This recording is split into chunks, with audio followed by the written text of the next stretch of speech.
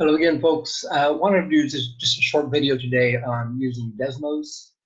Some of you guys may have your own calculator. If you do, that's great. But if you don't have a calculator, Desmos is a great resource. You can use it either on the laptop, through the web, or they have an app that you can get either on the Apple Store or the Google Play Store. And so if you don't have that already on your phone, I'd strongly recommend doing that.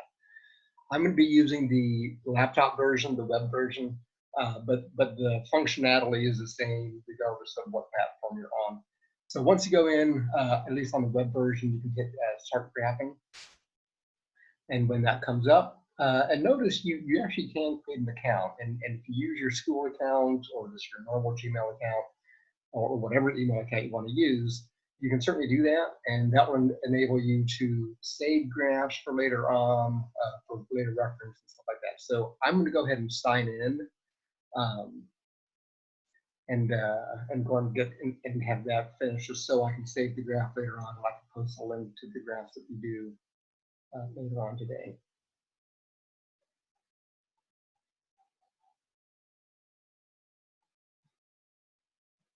Bear with me here for a second. I'm going to sign in with my school account. Okay, so I'm going to go through a couple things real quick, just as far as navigating on the screen if you haven't seen this before. In this first box here, and you can do multiple equations at once, that's where you just put in whatever you want to graph. So if I just want to graph x squared, I can do it a couple different ways. I can either come down to the bottom corner here where it says show keypad, and if it's just x squared, I hit that, and it brings the exponent up automatically.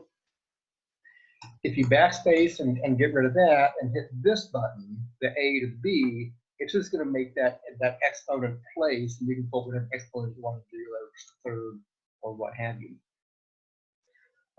You can also do it manually without using the keypad. If you do Shift 6, the caret symbol, it'll automatically give you the exponent and be able to go from there. You do have to hit the right arrow to get away from the exponent. Over here on the left with a little wrench, there's some graph settings. A lot of these you won't need to use a whole lot for the graph because there's other ways to do this also. But you can change the endpoints for the X-Y axis. You can change the step. The step just kind of shows you, like in this case, the step would be 0.5, because you can see every main line is 2, and then at 0.5, 1, 1.52, and so forth. You can change those if you want to. If you don't want to change them, that's okay too. The radians and degrees, you won't change that when you're graphing. If you're just using the calculator, which I'll get to in a minute, you may have to change the degrees. Those are pre-cal students. If you're doing some kind of calculation with sine and cosine and finding angles or something like that. We'll get to that in a second. There's also something up here, reverse contrast. Those of you that are fans of night mode on different social media sites on your phone, stuff like that, if you do reverse contrast, it does give it a kind of a cool look. So you're welcome to use that also. But I'm going to use the normal one because I think it will show up better on the screen here while I'm doing this. So you can do multiple lines and multiple graphs at one time, and there can be different colors. You can change the color of the graph.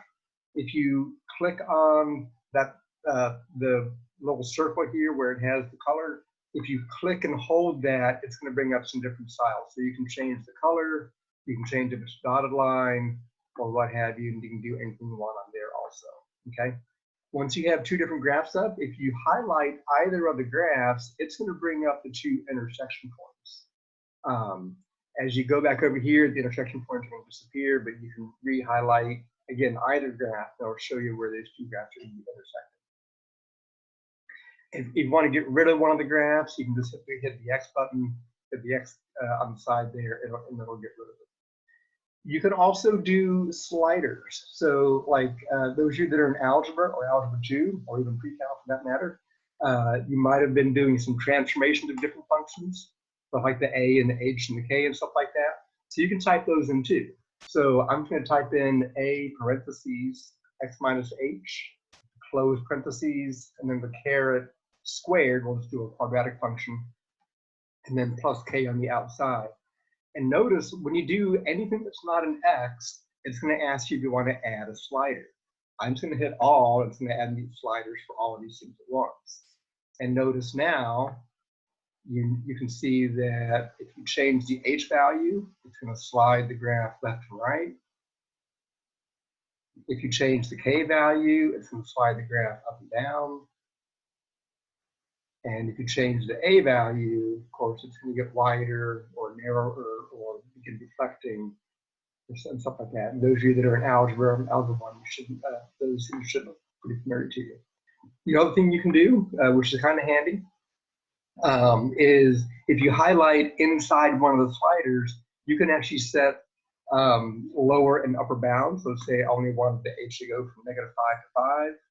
And let's say I only wanted to change by 1. So once you do that, then all of a sudden you get the slider and it only goes every 1 unit instead of going for all the decimal values and stuff like that. And you can do that for any one of these things.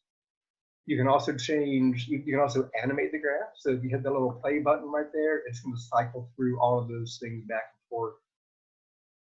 And you can even do more than one at a time if you want to get kind of frisky with it and all that. And you can stop at any time and go back to where it was, and change one while one's still moving, or what have you.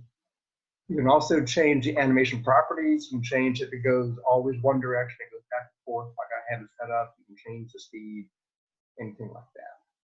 Okay. And by the way, these sliders, if you make a different function, so let's say I hide my quadratic function and I make a new function, if you use the same letters, and let's say I'll do the cubic function this time. If you use the same letters, those guys are going to do the same thing that I had. So it's still going to slide left and right, up, down.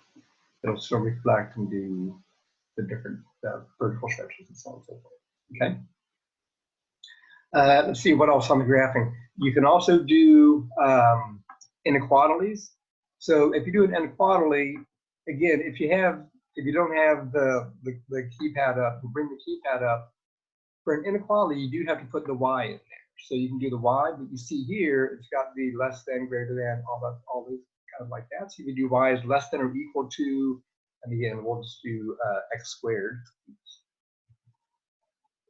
And then you can see that it's going to do an inequality. And notice, if I go right here and I hit backspace 1 time, it'll change that to just a less than, so I'll change that now to a dotted line. Or you can take the whole thing out and do a different one. I'll do greater than this time, and it'll change the shading in there. And you can see also there's different functions here. There's your parentheses, your square root, your pi key, absolute value, and there's a bunch of other functions here too. So you can graph sine and cosine functions, all the trig functions, those of you that are in pre-calc. You can also just type things in. So if I go to the next one and I just want to type in sine x, you can just type in sine n, and it'll automatically know that that's a function and graph it in that way. And I'm going to take that off so it's not bothering us here. Okay. Same thing with logs, ln, stuff like that. But you can either type them in, or over here in the functions, there's miscellaneous, there's your log, ln function, all the exponential function, all those good things like that. Okay, so it's pretty self-intuitive. I encourage you to get into Desmos and just kind of play around with it and see what happens on the graphs. One thing I haven't talked about yet, let me talk about this real fast. I'm going to bring up just my x squared graph. You can change the window of your graph anytime you want to. So whether it's on your phone or on the laptop, here on my laptop, I can just press and hold the left button anywhere on the graph and drag the graph anywhere I want to. You can also, again, touch screen or what have you, if you pinch or pull in, the axes can change, and it'll change those automatically. Again, you can always change those manually in the graph settings over there where the wrench is. But you can just, if you do just a little quick zoom in, zoom out, do it that way also. And also the zoom in, zoom out, just the plus and minus keys do the same thing. Okay. So at this point, I'm going to get rid of all these things. So I do want to show just a couple quick things on just using Desmos as just a calculator. Obviously, you know, if you do 2 plus 6 or whatever, hit the enter key, and it'll tell you what that is. Parentheses, exponents, do it, does all that, the same thing. The main thing I want to have you guys see, those, especially those of you that are in pre-calculus right now, is if you're doing something with a trig function and you have a triangle that you're solving, or say that you want to find the sine of 13 degrees. It is important if you're doing a calculation, again, not the graph can stay where it is, but over on the graph settings, if you're doing a calculation with sine and cosine where the value is in degrees, you have to change this into degrees, okay? And I'm just gonna do one kind of off the top, you know, those of you that are in pre-cal, you know, you can circle. If I put sine of 30, all of a sudden, yep, that's sure enough, we know that sine of 30 degrees is 1/2. But on the other hand, if I go back and change this back to radians, notice that changes. Okay, so now the sine of 30 radians, that is the correct answer. So it make sure, if you're doing calculations with trig functions and those angles that you're given or trying to find are in degrees, make sure that your setting there is in degrees. You can always do the conversion. You know, we can convert degrees back to radians by doing the pi over 180 or 180 over pi, depending on which way you're going. Okay. I think that's all I had for using Desmos. Again, it's a great resource. You don't need to go out and buy yourself a calculator to do any kind of work you're doing. I'll go back and make a graph with some of the sliders and stuff like that you can play around with, and I'll put the link to that down in the description when I upload this. If you have any questions, feel free to drop me a message or email me, and we will see you soon. Take care.